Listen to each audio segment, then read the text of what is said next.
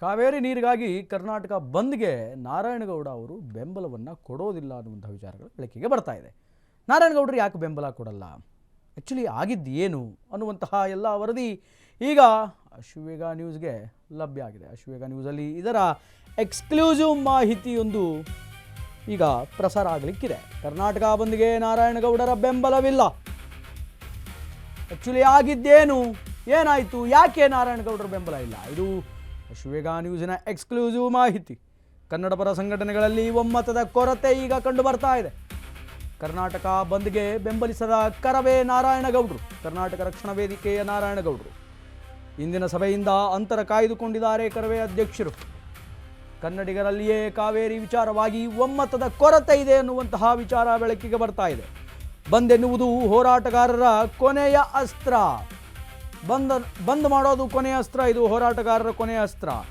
ನಮ್ಮ ಹೋರಾಟ ತಲುಪಬೇಕಾದವರಿಗೆ ನಾವು ತಲುಪಿಸಬೇಕು. ಬಂದ್ ಬೇಡ, ಪರಿಣಾಮಕಾರಿಯಾಗಿ ಹೋರಾಟವನ್ನು ಮಾಡಬೇಕು ಅನ್ನುವಂಥದ್ದು ನಾರಾಯಣಗೌಡ ಅವರ ವಾದ. ಕರ್ನಾಟಕ ಬಂದ್ನಿಂದ ಸಾವಿರಾರು ಕೋಟಿ ರೂಪಾಯಿ ನಷ್ಟ ಆಗುತ್ತೆ. ಬಂದ್ನಿಂದ ಬಡ ಕೂಲಿ ಕಾರ್ಮಿಕರಿಗೆ ಭಾರೀ ಸಂಕಷ್ಟ ಅನ್ನುವಂಥದ್ದಾಗುತ್ತೆ. ಕರ್ನಾಟಕ ಬಂದ್ಗೆ ನಮ್ಮ ಸಂಘಟನೆ ಬೆಂಬಲ ನೀಡುವುದಿಲ್ಲ ಅನ್ನುವಂತಹ ಮಾತನ್ನು ಕರವೇ ಅಧ್ಯಕ್ಷ ನಾರಾಯಣಗೌಡರು ಹೇಳ್ತಾ ಇದ್ದಾರೆ. ನಮ್ಮ ಮೇಲೆ ನಾವೇ ಶಿಕ್ಷೆ ವಿಧಿಸಿಕೊಳ್ಳುವಂತಹ ಅಗತ್ಯವಿಲ್ಲ. ಬಂದ್ನಿಂದ ರಾಜ್ಯಕ್ಕೆ ಸಾವಿರಾರು ಕೋಟಿ ಆರ್ಥಿಕ ನಷ್ಟ ಅನ್ನುವಂಥದ್ದಾಗುತ್ತೆ. ಸಾಮಾನ್ಯ ಜನರ ಬದುಕಿನ ಮೇಲೆ ನೇರ ಪರಿಣಾಮ ಬೀಳುತ್ತೆ ಈ ಬಂದ್. ಲಕ್ಷಾಂತರ ಬಡ ಕುಟುಂಬಗಳಿಗೆ ಈ ಬಂದ್ ಹೊರೆಯಾಗುತ್ತೆ, ಇದು ಭಾರವಾಗುತ್ತೆ. ಇಂತಹ ಹೋರಾಟ ನಮಗೆ ಸರಿಯಾದ ಮಾರ್ಗವಲ್ಲ, ಯಾರಿಗೂ ಹೊರೆ ಆಗಬಾರದು ಅಂತ ಕರ್ನಾಟಕ ರಕ್ಷಣಾ ವೇದಿಕೆಯ ನಾರಾಯಣಗೌಡರು ಹೇಳ್ತಾ ಇದ್ದಾರೆ. ತೀವ್ರ ಚರ್ಚೆಗೆ ಕಾರಣವಾಗಿದೆ ನಾರಾಯಣಗೌಡ ಅವರ ಈ ನಡೆ. ಈಗ ಕರ್ನಾಟಕ ರಕ್ಷಣಾ ವೇದಿಕೆಯ ಅಧ್ಯಕ್ಷರಾಗಿರುವಂತಹ ನಾರಾಯಣಗೌಡರ ಈ ಹೇಳಿಕೆ ಭಾರಿ ದೊಡ್ಡ ಪ್ರಮಾಣದ ಚರ್ಚೆಗೆ ಕಾರಣ ಆಗಿದೆ. ನಮಗೆ ನಾವೇ ವಿಧಿಸಿಕೊಳ್ಳುವಂತಹ ಶಿಕ್ಷೆ ಇದು ಬಂದನ್ನುವಂಥದ್ದು.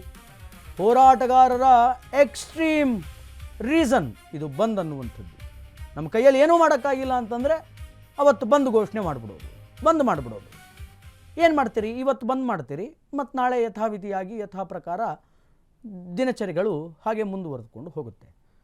ರಿಸಲ್ಟ್ಸ್ ಏನು, ಏನಿಲ್ವಲ್ಲ. ಹಾಗಾಗಿ ನಾವು ಪರಿಣಾಮಕಾರಿ ಹೋರಾಟ ಮಾಡಬೇಕು. ಅದರೆಲ್ಲದರ ಜೊತೆಗೆ ಬಂದ್ ಅನ್ನುವಂಥದ್ದು ನಮಗೆ ನಾವೇ ಕೊಡ್ಕೊಳ್ಳುವಂಥ ಶಿಕ್ಷೆ ರಾಜ್ಯಕ್ಕೆ ಭಾಳ ಲಾಸ್ ಆಗುತ್ತೆ, ಎಕನಾಮಿಕಲಿ ಲಾಸ್ ಆಗುತ್ತೆ, ಅನೇಕ ಜನ ಬಡವರಿಗೆ ತೊಂದರೆ ಆಗುತ್ತೆ, ಕೋಟ್ಯಾಂತರ ರೂಪಾಯಿ ನಷ್ಟ ಆಗುತ್ತೆ ಬಂದ್ ಮಾಡಿದರೆ ಅನ್ನುವಂಥದ್ದು ನಾರಾಯಣಗೌಡ ಅವರ ಒಂದು ಮಾತು, ಕಳಕಳಿ ಅಂತ ಹೇಳ್ಬೋದು. ಎಫೆಕ್ಟಿವ್ ಆಗಿ ಏನಾದರೂ ಹೋರಾಟ ಮಾಡಬೇಕು ಅನ್ನುವಂಥದ್ದು ನಾರಾಯಣಗೌಡರ ಅಭಿಲಾಷೆ. ಹಾಗಾದರೆ ನಾರಾಯಣಗೌಡ ಅವರು ಇಷ್ಟು ವರ್ಷಗಳ ಕಾಲ ಬಂದ್ಗೆ ಸಹಕಾರನೇ ನೀಡಲಿಲ್ವಾ, ಅಥವಾ ತಮ್ಮ ಸಂಘಟನೆ ಮೂಲಕ ಹೋರಾಟವನ್ನು ಮಾಡಿ ಯಾವತ್ತೂ ಕರ್ನಾಟಕ ಬಂದ್ಗೆ ಕರೆನೇ ಕೊಡಲಿಲ್ವಾ, ಅಥವಾ ಯಾವುದೇ ಬಂದ್ಗಳಾದರೂ ಕೂಡ ಅವರು ಅದನ್ನು ಬೆಂಬಲಿಸಲಿಲ್ವಾ? ಇಷ್ಟು ದಿನ ಇಲ್ಲದಂತಹ ಒಂದು ವಿಚಾರ ವಿನಿಮಯ ಈಗ ಏಕಾಏಕಿ ಬಂದಿದ್ಯಾಕೆ, ವೈ, ಯಾಕೆ ಬಂತು? ಇದು ಅನೇಕ ಜನ ಕನ್ನಡ ಪರ ಸಂಘಟನಾಕಾರರಿಗೆ ಒಂದು ಪ್ರಶ್ನೆಯಾಗಿ ಕಾಡ್ತಾ ಇದೆ. ನಾರಾಯಣಗೌಡ ಅವರ ಈ ನಡೆ, ಈ ನಿಲುವು, ಈ ಮಾತುಗಳು ಈಗ ಬಹಳ ಚಿಂತಾಜನಕವಾಗಿ ಕಾಡ್ತಾ ಇದೆ. ಯಾಕೆ ನಮ್ಮ ಗೌಡರು ಹಿಂಗೆ ಹೇಳ್ತಿದ್ದಾರೆ?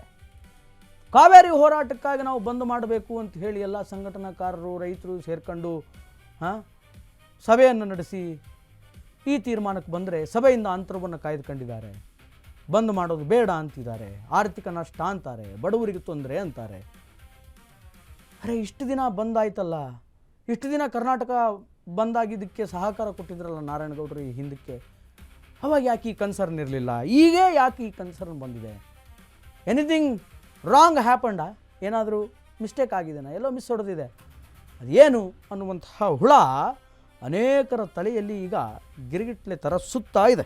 ಬಟ್ ಗೊತ್ತಿಲ್ಲ, ನಾರಾಯಣಗೌಡರು ಡಿಸ್ಟೆನ್ಸನ್ನು ಮೇಂಟೈನ್ ಮಾಡ್ತಾ ಇದ್ದಾರೆ ಈ ಹೋರಾಟದಿಂದ. ಬಂದ್ ಬೇಡ, ಪರಿಣಾಮಕಾರಿ ಹೋರಾಟ ಬೇಕು ಅನ್ನುವಂಥದ್ದು ನಾರಾಯಣಗೌಡ ಅವರ ತೀವ್ರವಾಗಿರ್ತಕ್ಕಂತಹ ಒಂದು ವಾದ. ಆದರೆ ಯಾವ ರೀತಿಯಾದಂತಹ ಪರಿಣಾಮಕಾರಿ ಹೋರಾಟವನ್ನು ಮಾಡ್ತಾರೆ, ಎಫೆಕ್ಟಿವ್ ಪ್ರೊಟೆಸ್ಟ್ ಅನ್ನುವಂಥದ್ದು ಹೆಂಗಿರುತ್ತೆ, ಏನು ಮಾಡ್ತಾರೆ, we have to wait and watch. ಕಾದು ನೋಡಬೇಕಾಗಿದೆ. ಯಾರಿಗೆ ನಮ್ಮ ಹೋರಾಟ ತಲುಪಬೇಕೋ ಅಂಥವರಿಗೆ ನಮ್ಮ ಹೋರಾಟ ತಲುಪಿದರೆ ಸಾಕು. ಸುಮ್ಮನೆ ನಾವು ಬಂದ್ ಮಾಡಿದರೆ ಅದು ಯಾರಿಗೂ ತಲುಪಲ್ಲ, ಅದು ವೇಸ್ಟು, ಆ ಹೋರಾಟವೇ ವೇಸ್ಟು ಅನ್ನುವಂಥದ್ದು ನಾರಾಯಣಗೌಡರ ವಾದ. ಮುಂದಿನ ದಿನಗಳಲ್ಲಿ ಅವರ ಎಫೆಕ್ಟಿವ್ ಹೋರಾಟ, ಪರಿಣಾಮಕಾರಿಯಾದಂಥ ಹೋರಾಟ ಹೆಂಗಿರುತ್ತೆ ಅನ್ನುವಂಥದ್ದನ್ನು ಕಾದು ನೋಡಬೇಕಾಗಿದೆ.